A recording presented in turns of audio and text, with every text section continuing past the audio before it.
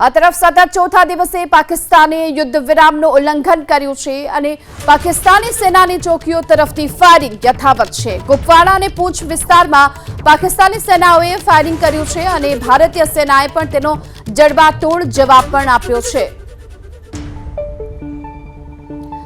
કુપવાડા અને પૂંછમાં પાકિસ્તાની સેનાએ ફરીવાર આ ફાયરિંગ કર્યું છે અને સતત ચોથા દિવસે યુદ્ધ વિરામનું ઉલ્લંઘન કર્યું છે। જો કે ભારતીય સેના પણ એક્શનમાં જોવા મળી અને પાકિસ્તાની સેનાને જડબાતોડ જવાબ આપ્યો છે।